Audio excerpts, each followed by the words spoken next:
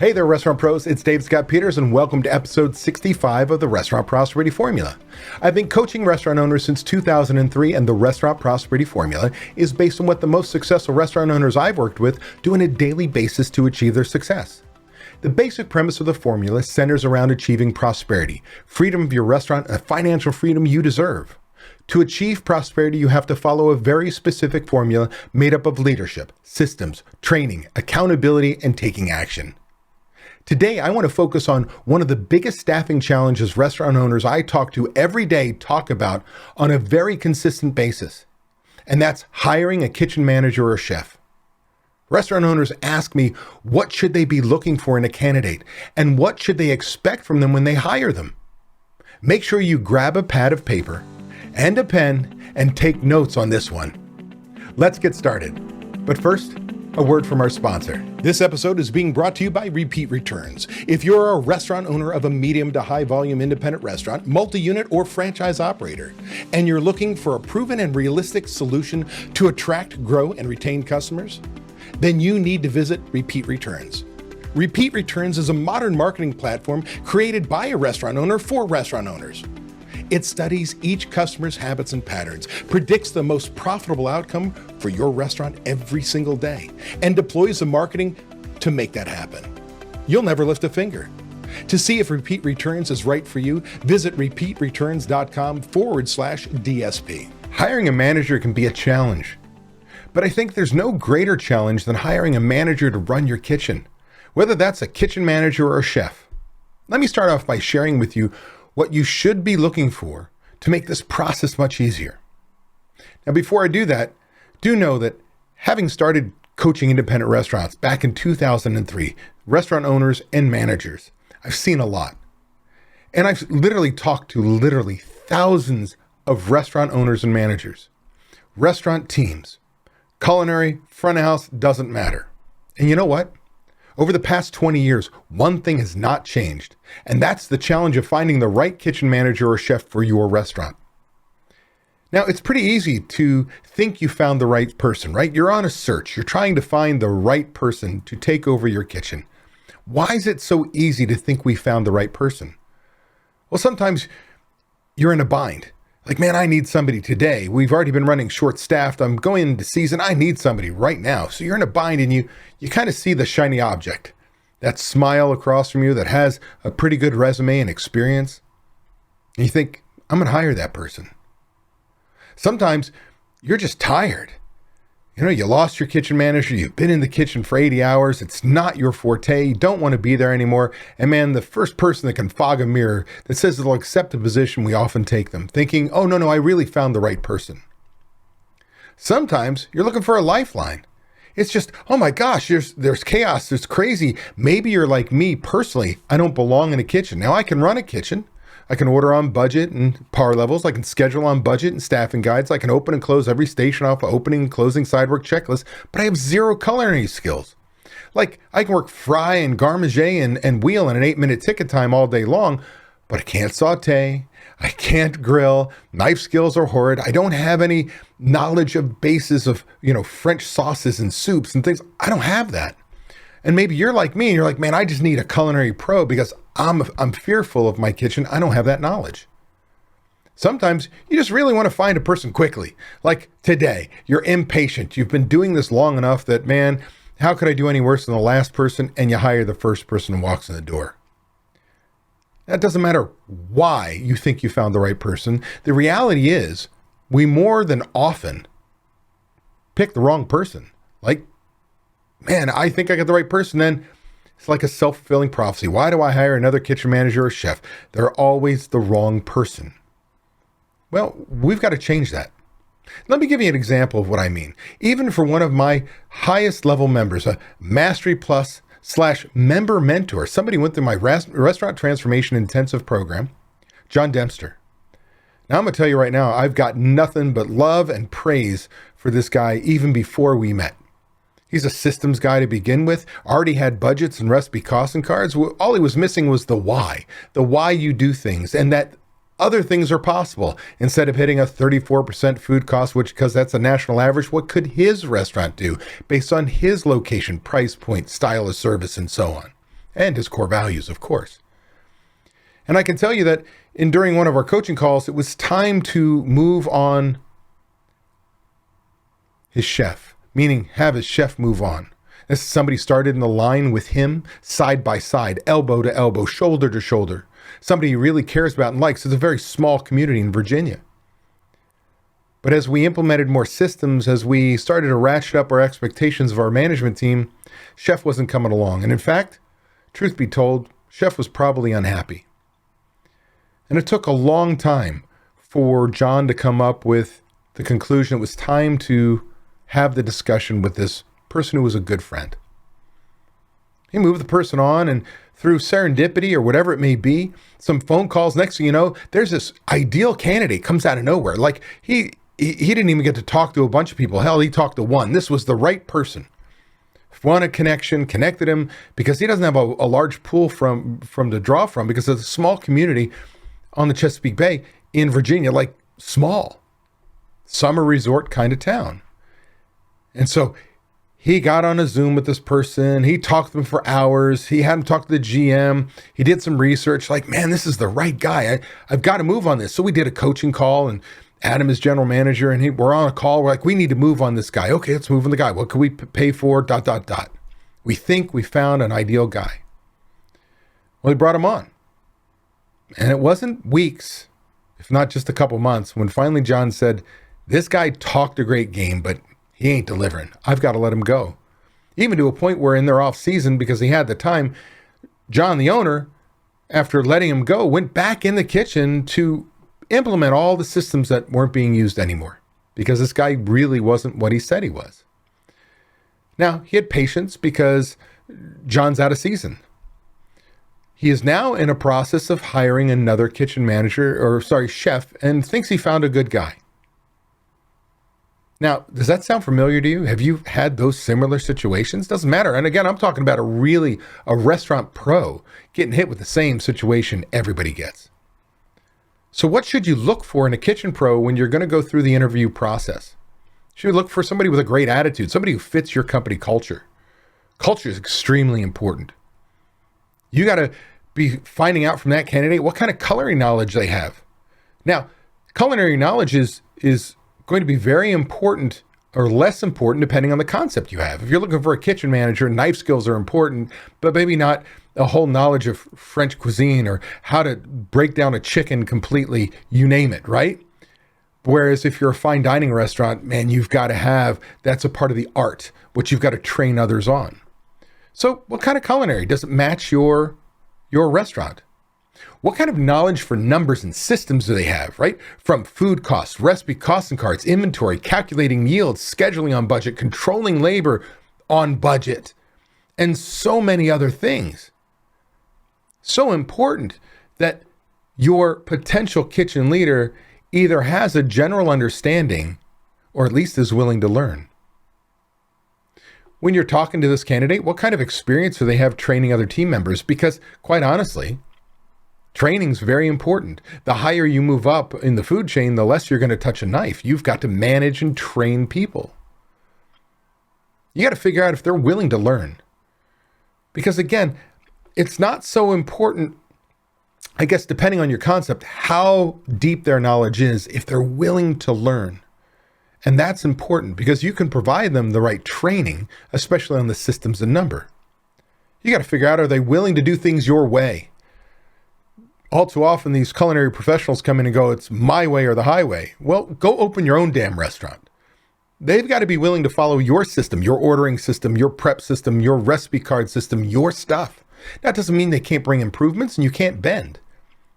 But they can't throw your stuff away. They can't change things without your permission. Does this candidate have an understanding, really an understanding that it is your restaurant, not theirs? And the buck stops with you from budget to all the major decisions. Now, you can give them the authority to make certain decisions, but anything that's not in their authority, they've got to check with you. And all things being equal, I often want to hire the person who's willing to learn, who'll do things my way, and is looking to move up. And when I say looking to move up, instead of hiring the seasoned chef, I want that sous chef looking for the opportunity to move up. Instead of that kitchen manager, seasoned kitchen manager, I want that, line supervisor is looking for their opportunity to move up. Why? Because ultimately I can teach them my systems my way. I want the person who gets excited about the opportunity to move up rather than the person who's stuck in their ways saying it's my way or the highway. Now, I'm not going to lie. Even when you ask the right questions, even when you think you're done, you've done all your due diligence, and even when you believe in your heart of hearts you found the right person, you have to remember the candidate that's sitting in front of you is presenting their very best self. That means you're seeing in the interview process the absolute best this person could ever be. And I don't know anybody who shows up every day giving their absolute 100% best possible self every single day. So do know it doesn't get any better than what you're looking at.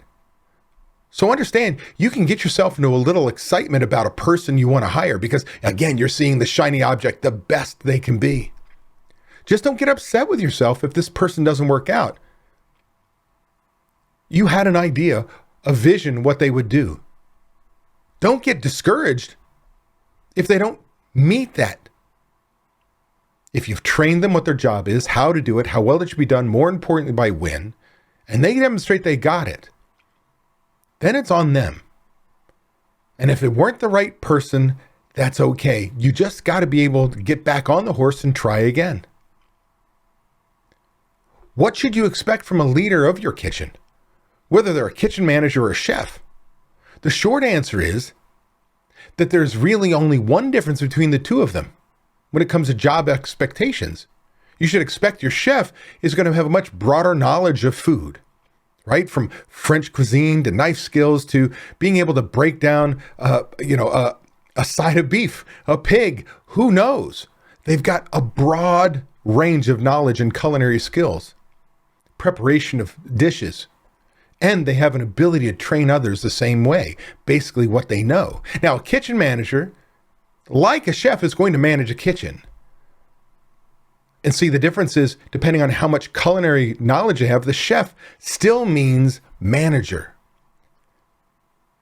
right? So the major difference between the chef and the kitchen manager is really knowledge and ability to create new menu items, develop people when it comes to higher end skills. But either way, they both manage. In fact, I give a speech when I fly around the country to different shows that often one of the favorite ones I give is chef means manager, not person who makes pretty food taste good. Insert kitchen manager there. Doesn't make a difference. They're there to manage, just like your front of house is. Now here's a list of management expectations you should place on your kitchen pro, whether a chef or a kitchen manager. So your kitchen pro should know and create all menu items offered at a restaurant upon basically your approval. Your kitchen pro provides build sheets and photographs so all the staff can accurately answer the item questions regarding preparation methods, ingredients, portion size, and side items accompanying the dishes. Your kitchen pro sets all specifications for substitutions for items on your menu. Your kitchen pro orders on budget following PARs. Your kitchen pro calculates and compares actual to ideal food cost. Your kitchen pro maintains a level of inventory that basically turns your inventory in a calendar month 4 to 6 times. Your kitchen pro ensures that the proper food controls are in place to maintain an appropriate level of cost of goods sold, to be able to hit your number within 0.5% of your targeted budgeted cost of goods sold. Your kitchen pro stays, within line item budgetary goals assigned to this position, following the restaurant's annual budget, whether that's paper supplies, janitorial, smallwares, you get the picture. Your kitchen pro creates specials, if they do so at least a week ahead of time, right? So we're not making it, it's 3:00, we got a dinner rush coming in an hour. What do we want to make for a special? No, I want recipe costing cards done, have it costed out properly, and a price set and approved by management, the general manager or owner, a week in advance. Your kitchen pro builds menu catering. So whatever those menus are for catering, from past appetizers to sit down on site or on premise, any of those events, those menus are done. Your Kitchen Pro creates specials. Again, specials from, depending on whether they're a kitchen manager or a chef, they lay them out to make sure they are built properly, right? Now, again, not only costing, but meet your needs. Your Kitchen Pro implements proper people practices regarding interviewing, selection, training, and employee relations. Your Kitchen Pro meets uniform and appearance standards. Your Kitchen Pro maintains a 5-star health and sanitation rating with your health department. Your Kitchen Pro maintains appropriate staffing levels. Your Kitchen Pro controls labor within 0.5% of targeted labor. Your Kitchen Pro maintains a positive attendance record, reporting for assigned shifts 0%, 0% no call, no show record. Your Kitchen Pro ensures all sanitation and safety standards are followed. Your Kitchen Pro encourages and develops a cooperative team environment. Your Kitchen Pro implements employee development plans. Your Kitchen Pro ultimately leads by example. It's really important that you as the owner understand what the expectations are from your culinary leader, or you'll be paying someone who doesn't have a grasp of what's expected of them, and they will ultimately let you down. Even when it's your fault, you allowed it to happen. So what do you do if you want to follow my advice? And you hire a kitchen leader who needs more knowledge because they've checked off all the boxes. Culture fit, check. Willing to follow your systems, check. Willing to learn, check. The short answer is get them the systems and the training they need to make your restaurant the best it can be, both in product quality and consistency and profitability. Let me tell you what kind of impact training can have on your business. I have a restaurant transformation intensive group coaching graduate, a Mastery Plus member, who is, again, somebody who made incredible change in their business in the program and is now sitting in my mastermind group wanting to make even more change in their business. That means they're at the top of my food chain, operators who not only have the proper mindset, but take action and get results. And that's husband and wife, Matt and Deja Wakefield. They own and operate a brewery and a brew pub in Northern California. And they have a partner who's a small partner, but partner who's a chef, Frank Cordoba. And he's been learning and implementing my systems through their implementer. So when you go through my restaurant transformation intensive program, you've got a sidekick, if you will, an implementer, somebody who gets shit done, who trains everybody and implements the systems, ensuring it gets done, helping you to be successful. And it was on rare occasion I'd ever have a direct contact with Frank. We did some menu engineering calls. We talked about finding loss in the kitchen. We talked about labor, but for the most part, in a 30-week program, I maybe talked to him 3 times. Well, I'm going to tell you, Frank is a keeper, because he embraced the systems and never gave any pushback. But his real growth was after he and Matt attended my 2-day seminar in Las Vegas. Let me be very clear. Matt and Frank made an investment and a journey to Las Vegas. A journey to learn the systems they had already learned in a 30-week program. But sometimes we learn differently. Sometimes you've got to be immersed in it and hear it directly from me, the expert. And after 2 days, immersing themselves in the budgets and food cost and labor cost systems and more, Frank came home ready to change the world. Yes, Frank had been exposed to the systems and was using the systems already. But now with a greater understanding of the importance of the systems and the real buy-in that came with it, I'm happy to report Frank is truly kicking ass and taking names. See, it goes to show you how important the training aspect is of my restaurant prosperity formula, right? It starts with leadership, systems, training, accountability, and taking action. It is a key portion of your success. Now, I hope what I shared with you today puts you on a path to have, well, a well-run kitchen that builds your business and makes you money. Hey, that was an awesome episode. I want to thank you for taking the time to take action on building a better, more prosperous restaurant. Before you go, I want to give you these 3 thoughts. 1. By combining leadership and taking action with systems, and training being checked by accountability, you are on your way to creating prosperity for you and your restaurant. 2. I have something I need from you. Please leave a review on Apple Podcasts, Spotify, or wherever you happen to listen to podcasts. By leaving us a review, other restaurant pros seeking out this information are able to find it. I read the reviews, and hearing how this information has benefited you does wonders for me. And 3, if you find any of the discussions helpful, share them. The more restaurant pros who have access to them, the better we become as an industry. For more restaurant resources or to get in contact with me, connect with me at davidscottpeters.com.